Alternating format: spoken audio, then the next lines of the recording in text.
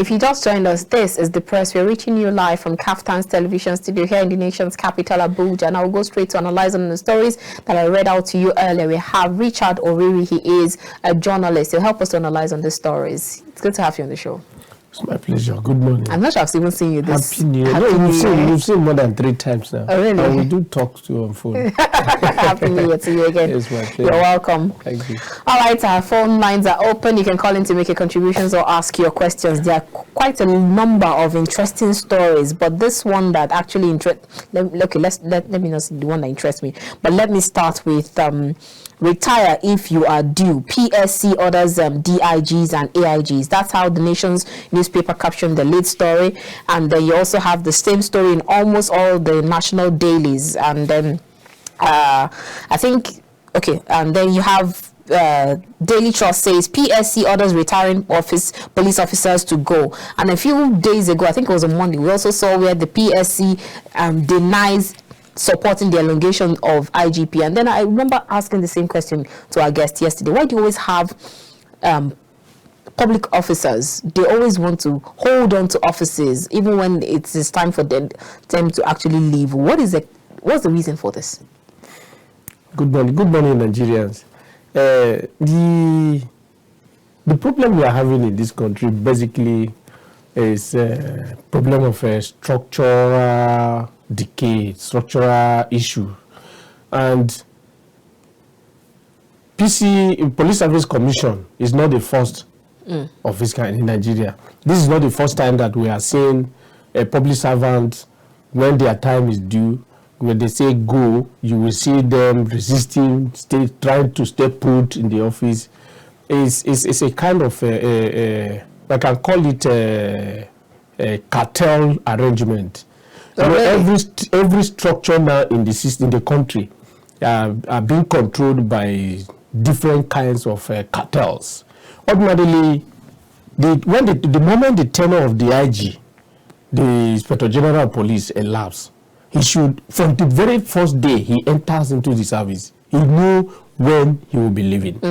But some cabals brought him as IG. Those cabals, they have seen that we are moving on towards election.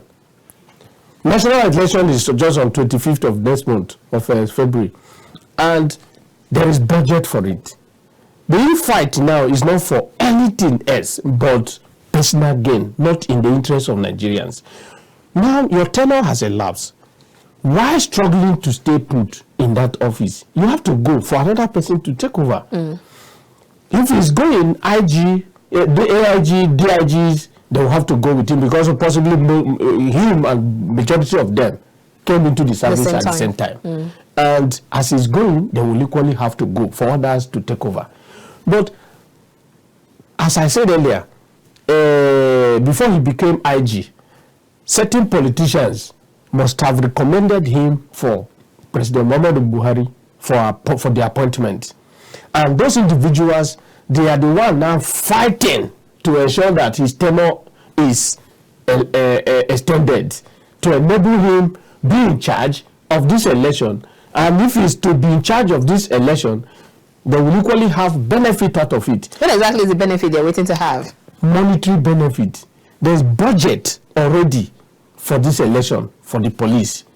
And that budget, if it's not there, they will not be the one to take charge of it. And if you go to the PCS, Police Service Commission angle, the chairman of the Police Service Commission too must have been brought into that office by another set of political cabals. And those cabals, they will equally be resisting that, yes, the IG should go. Because if the IG go, they will have influence in the next person that will become IG again. Oh, no. So all the fight going on in all the sectors in the country, not basically in the interest of Nigerians, but they are for their own selfish gain. And that is what the presidential candidate of Social Democratic Party used to say, used to tell Nigerians. All that is happening within the system today in the country is just for nothing but infight. All the infight is mainly for personal gain and not in the interest of Nigeria. Until we have good government, good person as the head of the executive, that is the president of this country. Once the president is right, you will see every other person standing firm in their responsibilities. How would a right man, a right president, actually influence what you have in these departments and agencies, in the police?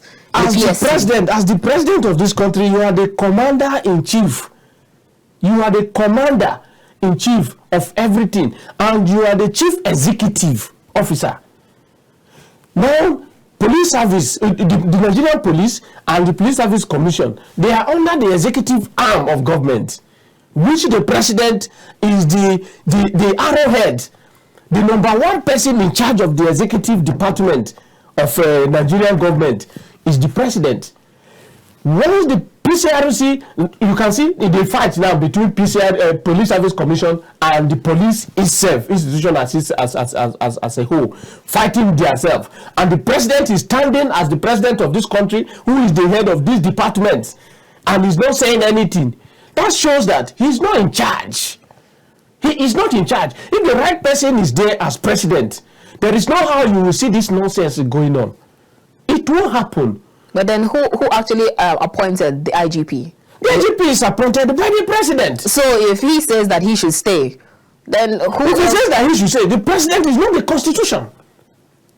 There is a laid down procedure. As you are coming, you know where you are going. The Police Service Commission, they are there for discipline. They are the one to discipline these police officers. They are the one to promote them. They are the one to, in fact, now that the tenure has elapsed, Police Service Commission have the right to say, your tenure has elapsed, you have to go.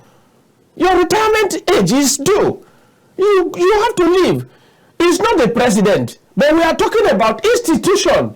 Okay, so we had this argument yesterday, and the guest actually said, oh, what if you have a public officer who is supposed to retire at a certain age, or that's 60, or at a certain time when he has stayed in office 35 years, but then the contract that he was signed it to says you can stay for 4 or 5 years. So what if he has not, that 4 or 5 years is yet to elapse? So does it mean that he cannot stay just because he has actually surpassed the age or the retirement stage? If it is an appointment, let's say DG of an agency, that is a political appointment, and you coming in, you are not coming under recruitment. It's the chief executive who will appoint you to supervise over this department. That 4 years must elapse. So we're not saying the same thing for the police? Not at all. The police, this IG came into the system through recruitment. And from the very day he's entering into his service, he knew when he will be going. And now, yes, we have security issue in the country.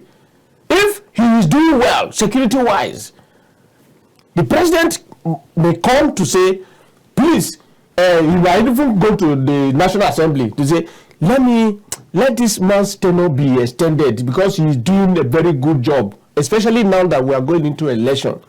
We want him to continue and help us manage the security system till after the election and all of that. He can do that. Okay, so I think you are now commenting. Yes, I understand. The points of other people. He can do that. But in this case, the security tension in the country is getting worse every day. And the IG that is in place today, he seems to be overwhelmed by the security challenges facing the country. That's your opinion, though. It's not my opinion. I am a Nigerian. I live here. President Muhammadu Buhari said that he has fulfilled his promise with regards to fighting. He will do that to deceive you. He will do that to deceive Nigerians. But what he's saying is not what is on ground. You are in this country. I am in this country. I have been here since I was born. I have not traveled out of this country to stay anywhere in the world. I have been in this country since I was born. So, all the governments that have been from 1999, Obasanjo, Yaradua, Jonathan, now Buhari, we have been watching, have been seeing what has been happening. This present government, security-wise, they have failed the country. If the president can be on his feet, standing and sitting on the screen to tell Nigerians that this IG has done well, then it's not fair to us. It's not fair to us. He has failed in his responsibility as president.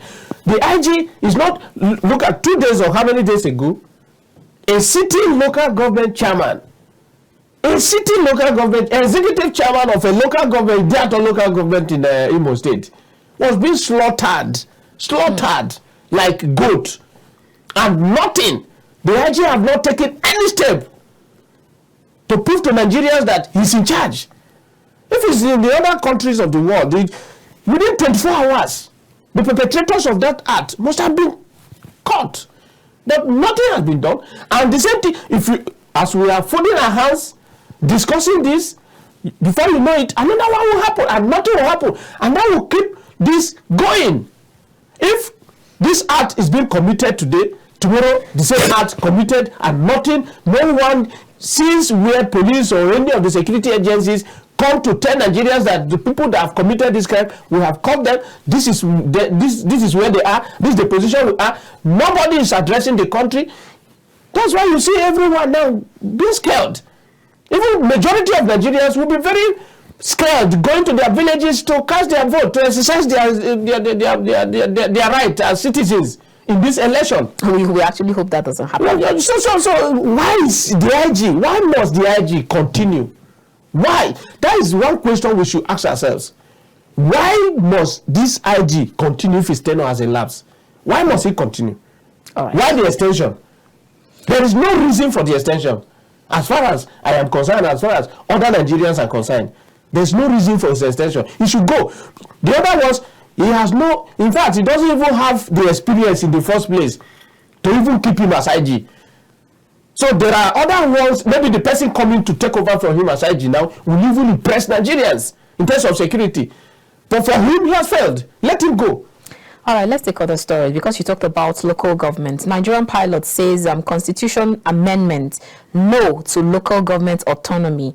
And the writers to that story say states reject local government autonomy as NASC transmit 35 items reviewed for President Muhammad Buhari's assent. Only 35 out of 44 items forwarded to state houses of assembly were voted for. And then you have the same story on Nigerian Tribune says on constitution review, Senate bows to governors on refusal of local government autonomy, and then says to transmit 35 bills to Buhari for assent. And it's still same story that you have on other headlines this morning. And Daily Trust says still constitution review, state assemblies reject financial autonomy for local government. We've been on this financial or legislative administrative autonomy for the local government. We've been on this like almost forever, and most state governors are always backing that there should be no autonomy, and you just keep wondering why. So now that you have this constitution review, a lot of people have actually thought that this will be that silver lining in the dark clouds that for local governments, but then you still see this kind of stories. What are your thoughts on this? We in the country, especially in this government, since Buhari came on board, we have been hearing about fight against corruption, but the fight against corruption, particularly in this government, is just like a lip service. To fight corruption at the state level, in Nigeria, in the country we have today, you must start by giving autonomy to local government. And if you really want development to go down to the grassroots, you must first of all find a way to give autonomy to local government. The 774 local government we have today in Nigeria, there is nothing happening in any of these local governments. Nothing. Most of the insecurity we are having today in the country emanate from the local level. I have been in the system. I have served as local government secretary, and I know what happened within the local government system. Ordinarily, if the federation allocation that goes to local government go directly to them, and the people at the grassroots have the right to question local government chairmen and the councillors and supervisory councillors, I think there will be maximum report about development in the local government areas. But today we don't have any sign of development at the local government areas because there's no fund for local government chairmen, councillors and supervisory councillors to manipulate with, to use in the execution of projects and within that area of our localities. As a secretary to the local, like now, if you come to the National Assembly, why anytime they say there should be local government, then somebody will bring it, at least to make name, to say, I am the one sponsoring this bill for local government autonomy to be granted, just to make name. But going down to the depth of it, you will see that most of the people from the National Assembly, they are the ones still going back to become governors. If they should allow this law, and then most of them are still the one that will sit on that. Yes. Now, once this is allowed, when they become governor from National Assembly and they go to the state level to contest for governor, look at Nomo Agege now, the deputy Senate president. He's going to is in the race now, contesting for governor of that Delta State. If he should allow that to happen, what will happen to him if he becomes governor? He will not have access to local government fund again. And every governor, that is where they finish Nigerians. Because now, when I was the secretary to the local government, our allocation sometimes at the local government, sometimes about 160 something million, 170 something million allocation of federation allocation. But as this money comes, there's something they call joint account meeting. That joint account, because the money from Abuja here will go jointly with the state allocation. And as it goes jointly with the state allocation to the state governor who have appointed SA, special advisor on local government and chieftaincy affairs within the state, who supervises over this local government, it will now be the one, the governor will mandate him to call for a joint account meeting of all the local government chairmen. They will go for joint account, and in that joint account, they will tell you, this is how much they have come to your local government. You, Ado, your own is 175 million. Okwaku, your own is 160 million. But how much is your salary strength? If the salary, maybe within the local level, how much do they pay them? 40,000, 60,000. The highest that collects, the highest earners in the local government are health workers. And in some local government, they are not much. Some 150,000, some 120,000 naira in the health department. Okay, now if you put everything together at the end, within the local government, they will not even spend up to 70 million naira to pay salary at the local level. Meaning, if the whole money, the total amount that will go to local government is allowed to be managed by local government chairman and the councillors, at least they will have enough remaining to use in at but least to see that some local government. But what they do, let me complain. What they do, they will tell you once they release the one meant for the salary, the other one you will send the 167 million naira that come to as your own allocation. You will sign it, but that money will not be given to you. Once they calculate salary, 40 million is 40 million that is for salary for that month. That's 40 million. They possibly add like 20 or 30 million naira again that you will use to pay impress to chairman, councillors, and vice chairman, and all of that, impress to other local government civil servants, and all of that. The rest is the state government that take it. Your own you sign. That is why anytime you see SEC going after any local government chairman, the governor will not sit well.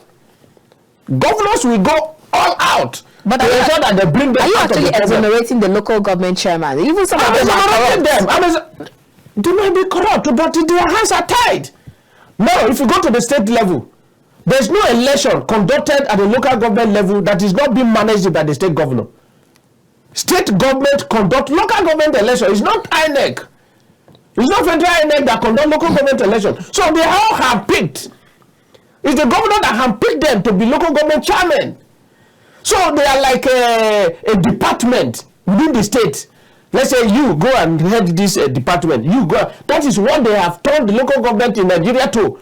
So they don't have a say when the governor is saying anything. And if you dare challenge whatever the governor says, he will go through the state assembly for your suspension immediately.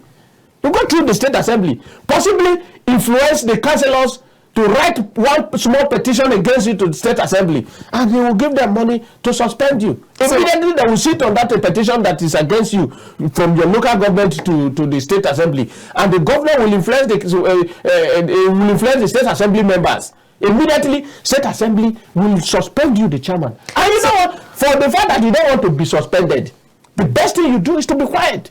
Whatever any amount they give to you as chairman, you take it and even thank the governor. So there's so much corruption going on at the local government level. So the governors who are the ones sitting on this allocation to local governments in Nigeria, like now if you go to Kano, whether Kano has whether 44 local government or 40 something local government, all the allocation, if you put the total allocation going to Kano local government together, you see how much that's available to the governor to use, minus the allocation going to the state itself. So if you go to a particular local government and then they don't have pipe-borne water, they don't have good primary health care center, they don't have good roads, you're not supposed to, are you saying that you're not supposed to blame the local government? You don't have to blame them. You don't have to blame them. You don't have to blame them. I have been in the system and I have seen it all as secretary to my local government. Why you don't have to blame them is that even common culvert, where you see that there is a challenge of road network in some localities, and there is need for you to put culvert for the people to pass. You have to write to Bureau for Local Government. You have to write to Bureau for Local Government and Chieftaincy Affairs for approval. These are the responsibilities of the local government. It's the responsibility of the local government, but before you carry out that project, you must have to write to Local Government and Chieftaincy Affairs office for approval before that project will be done. You must take approval from the state government for any project within the local government. This was that if the little that will be available for you, if you have human mind, if you have that development mind to say, let me serve my people, a good politician, none of them don't even have human mind. You understand? A good politician who is seeing the future, who is looking at the future. Let's take this call. Hello, good morning. Good morning. Good morning. Tell us your name and where you're calling us from. I'm calling Shoawing from Benue State. Collins from Otukpo, Benue State. Go ahead. You see, like as the analyst will say, there is nothing like council election since how many years back now? Nothing like council election. The moment any governor came into power in the state, it's just election. They beat all their councillors in the whole local governments. Then they count myself for calm down. Check all the whole local government in the federation. Which local government is having like now diabetes? Go to all those states that the APC are ruling. I mean, they are governors now.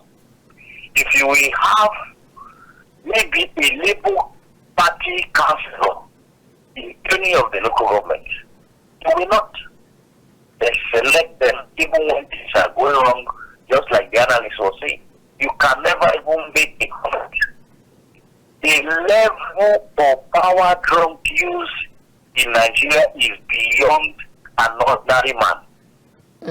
The moment you make a comment or pronounce anything, if you don't take time, they'll silence you that you are this or you are that.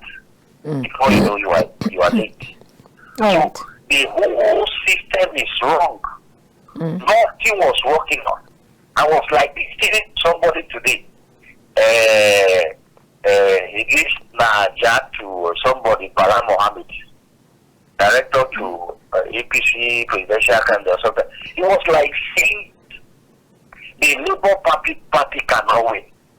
He was giving an example because, like, in each of the polling units in the whole federation, that nobody to monitor the result of the election, whereby maybe the Labour Party or other small little party might win, to monitor how the result will be transferred. If that is done and Labour Party not win, then there is no practice democracy, because it don't make no sense.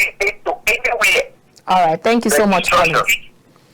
Thank you. Thank you so much, Collins, calling us from Otukpo. All right, let's actually leave that story. We have quite a number of stories to pick, so let's take the next one.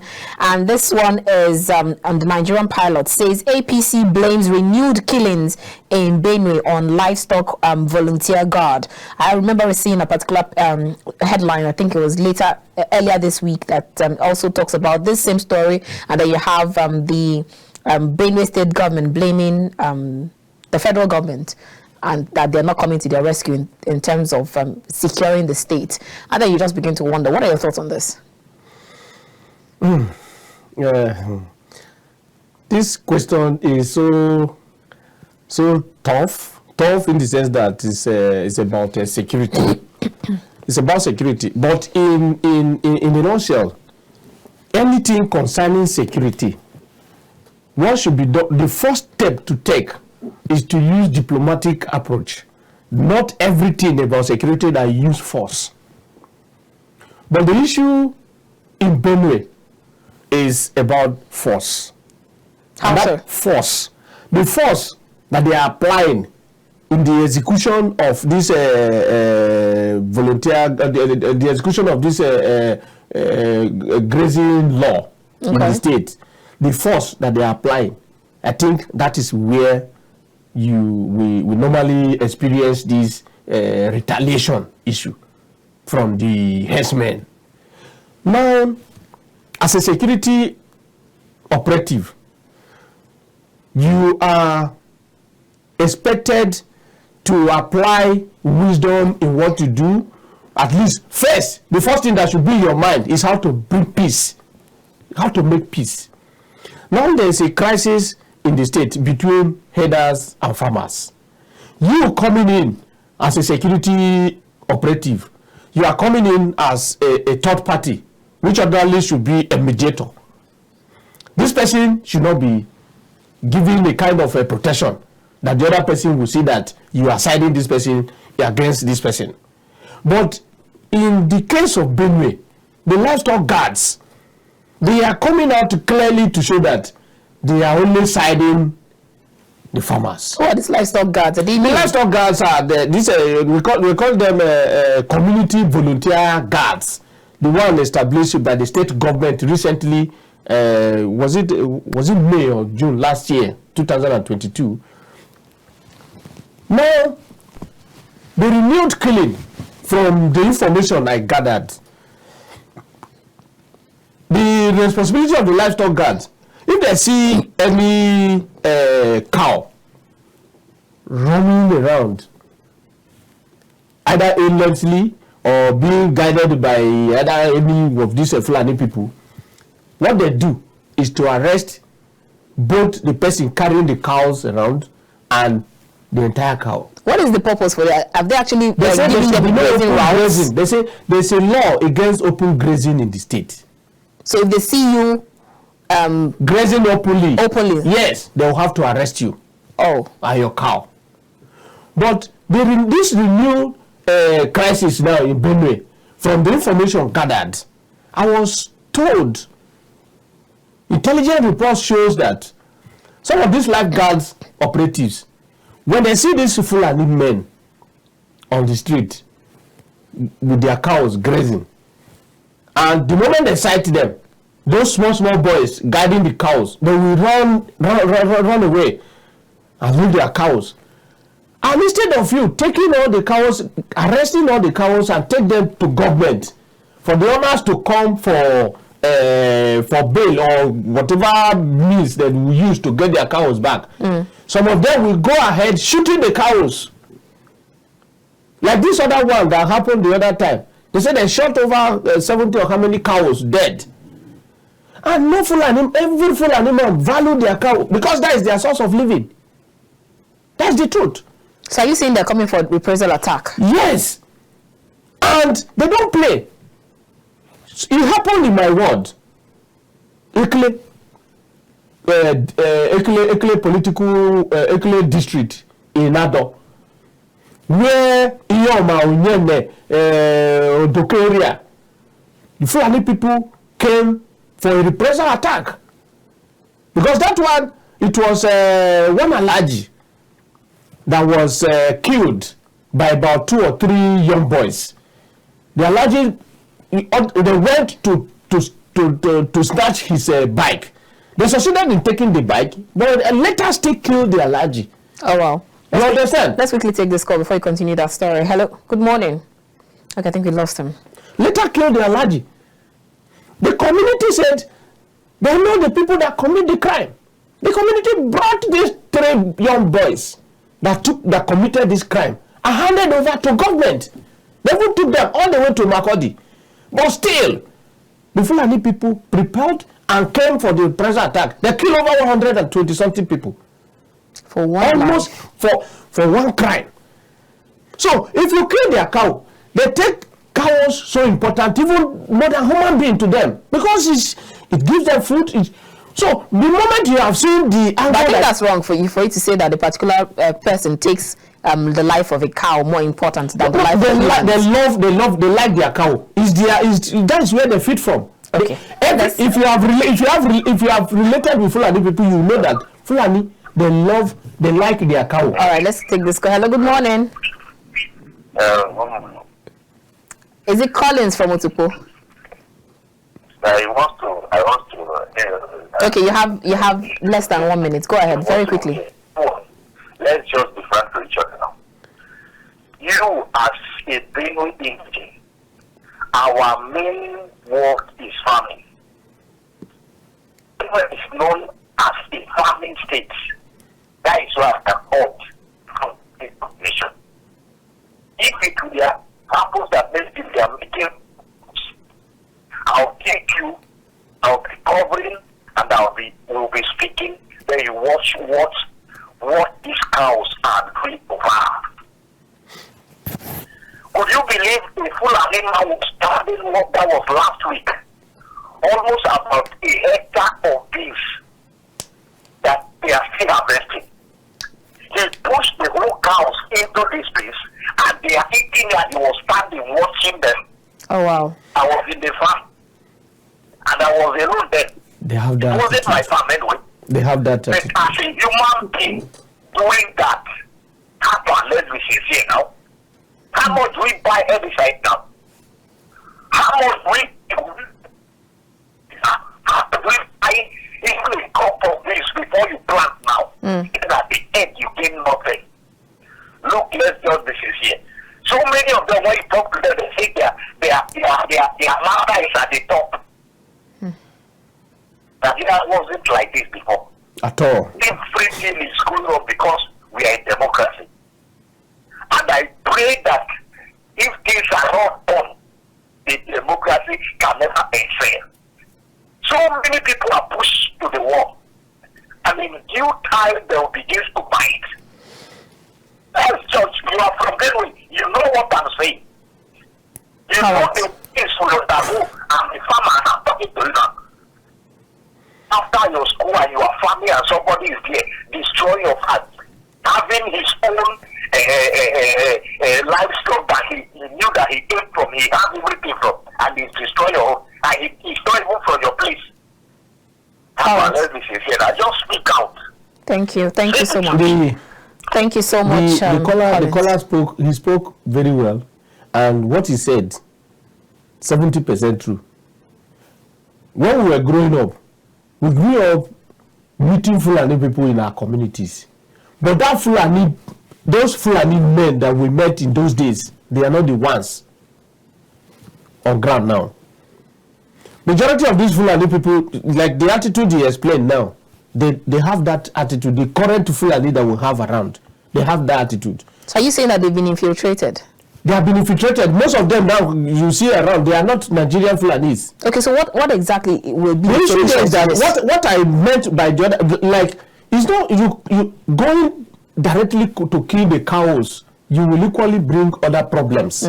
But it's not right for us to go ahead kill, either attacking the Fulani, even if you see them destroying your farm.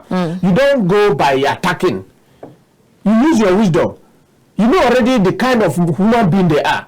Most of these Fulani, the Nigerian Fulanis that we lived together with before, They don't behave like this. And that is why we are seeing things happening differently. Like he explained. Yes. Sometimes they will see you are alone in the farm. There might be 2, 3, 4 Fulanis that came with their cow to enter your farm. And you are one person. With that bad mind, that wicked attitude of this current Fulanis. No, we need to actually be very careful with what we say so that it doesn't look as if we're profiling some people. So now you mean that they are the killer headsmen and not the Fulanis?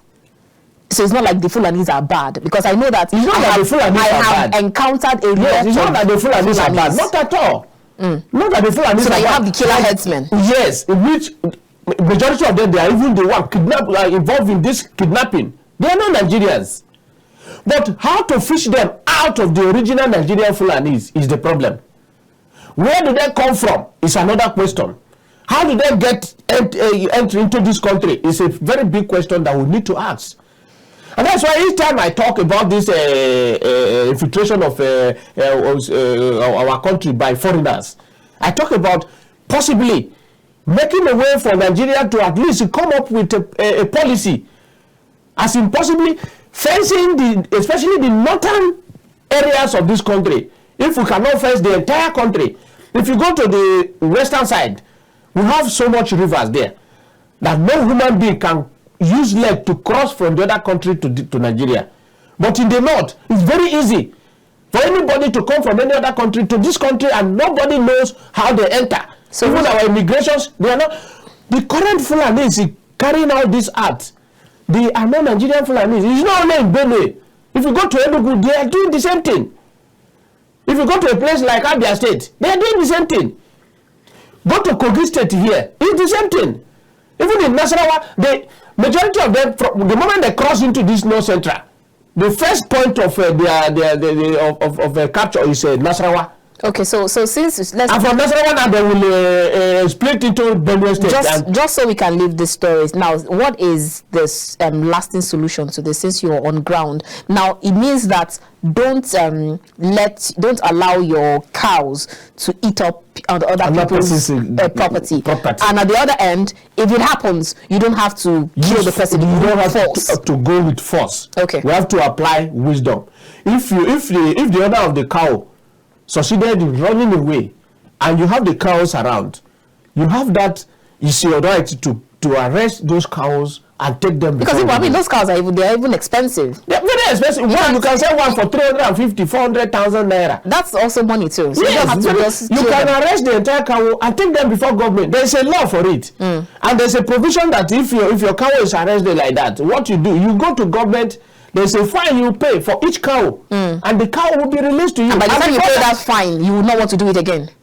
By the time you pay that fine, they will tell you if this happen again. Possibly if they get the cow, you won't see it again. Now that will send a signal to you. Yes, it's a sign of deterrence. But going ahead, killing the cows, and they will not have access to coming back to get their cows back, they have done the wrong thing by going against the law of the land, by allowing the cows to graze openly.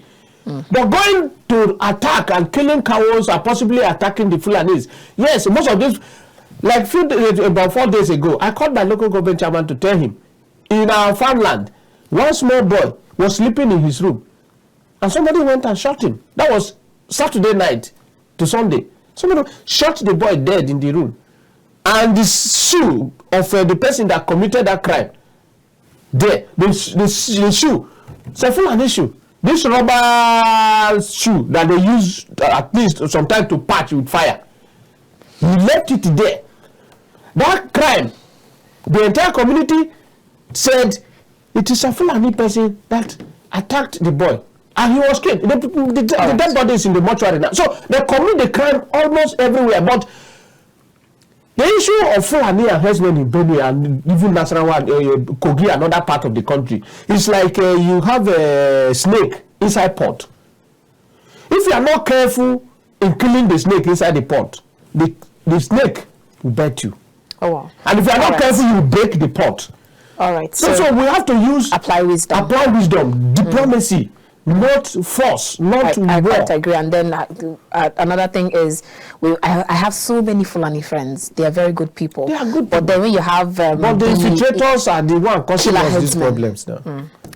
All right, let's take the last story. Our time is fast spent. We have quite a lot of stories, but then our time is fast spent. We won't be able to take all of them. And then, if you can help us, we would plead with you to just help us manage the time. Nigerian pilot says there's quiet over alleged approval of 500 million naira by Katsina government to welcome President Muhammadu Buhari. And that's one on the side. And then the second one I would like to take, and I like to just unbundle them in one breath, says Buhari sets up 14-man member committee over fuel scarcity. We've seen the long queues keep growing every day. Lagos, Abuja, everywhere. So now, do you actually believe that this 14-man committee, would there be any solution to this in the long run? And the first, the Katsina visit of the president, 500 million naira. 500 million. 500 million naira. If you go to the state, you see a lot of people dying of hunger. If you see that some communities, no health centers to serve the people health-wise. If you go to some communities, no water at all for them to drink.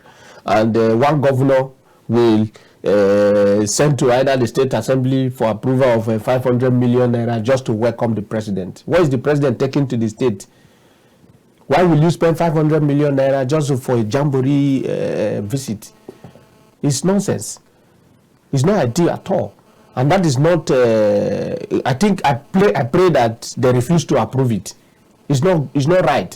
If that 500 million naira can be approved, even if it is, because Katsina is one state in the north that face a lot of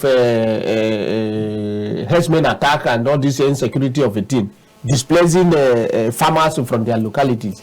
Some people are dying now of hunger because there's no food again. Most of them who are farmers, they couldn't go to farm last year, so they don't have farm at all. They don't have what to eat as some people are eating now. So if that 500 million naira can be a mark for poor farmers from across the local government in Katsina State who have been displaced and possibly in the IDP and all of that, then the 500 million naira is shared to them to enable them take care of themselves. Is better than spending it on presidential visit. I'm going to the issue of fuel scarcity. I read somewhere, was it 2 days ago, that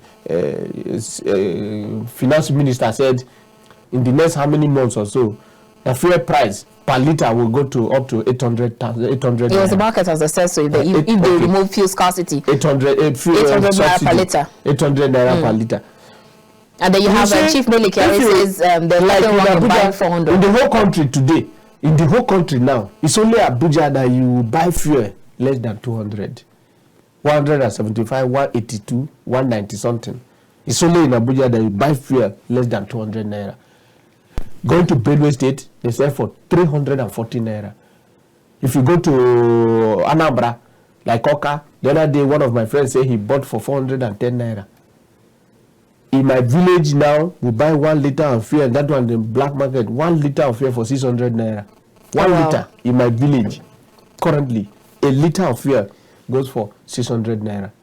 And in those localities where there's no electricity, that they depend solely on generator, the people feeling the heat so much now, they are the local people, villagers.